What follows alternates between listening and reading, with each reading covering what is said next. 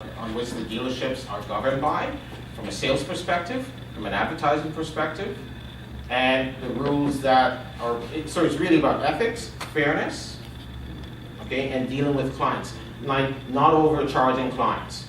You can't sell, one simple rule, for example, is if the MSRP is $20,000, you cannot charge $20,000.01. It is illegal. Or if you're advertising your product, you must have that product, or at least one product, at your showroom.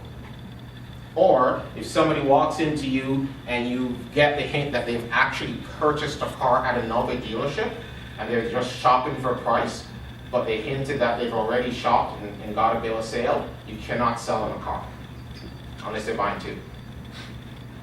Okay? So it's important to learn, and as your professor says, you will learn that.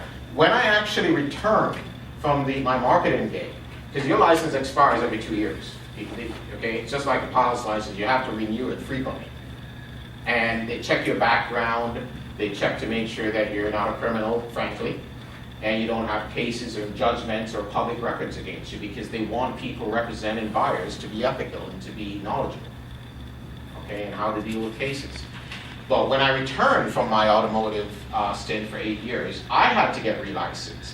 So I had to actually pick up that textbook, that very same book that UMBIC now offers in the course, read through it, and then rewrite the test.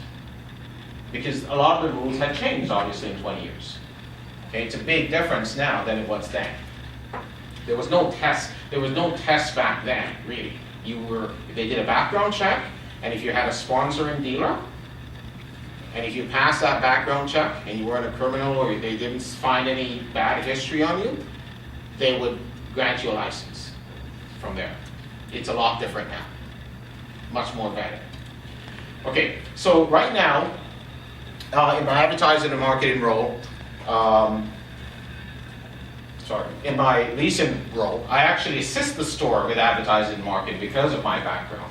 And I had a big marketing plan at one point where we were involved in the community with Michael Pinball Clemens. So a lot of you might be familiar with him who are from Canada. I don't expect any of the international students to really know who he is, but he's a well-known Canadian CFL football player, more known for his personality, his kindness, his philanthropy, more so than anything else. Just a great person.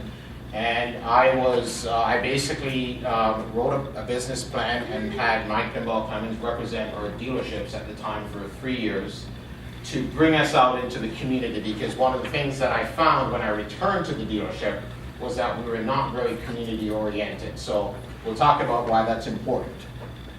Okay, so Lexus of Oakville, as you know, 15 years, talked about that. It's a platinum level Lexus dealership. This image on the screen right now is the actual ad that they used to launch the Lexus LS400 in 1990-91, where the car was actually running with those champagne glasses or martini glasses, whatever those are, stacked on the hood and did not fall off. Basically making a statement that this is how smooth this car is and this is how good this car is. That was one of those ads. Okay, so I'm proud to represent a company that has huge values, and we'll talk about why that's important for you, because if you go out to seek a position in a facility, in a company, you have to, in this day and age, you want to vet that company yourself. You want to find out about that company as much as you can, so that you just don't show up just for a normal interview with no information.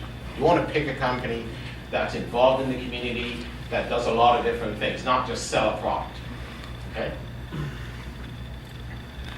So, today, as you know, being probably all millennials, is that clients are totally different today than they were before.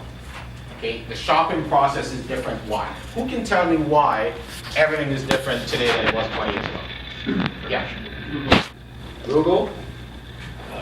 Everything's online. You can search up every different car and compare them. And Yeah. Yes. Average income required? Yes. And somebody else had one?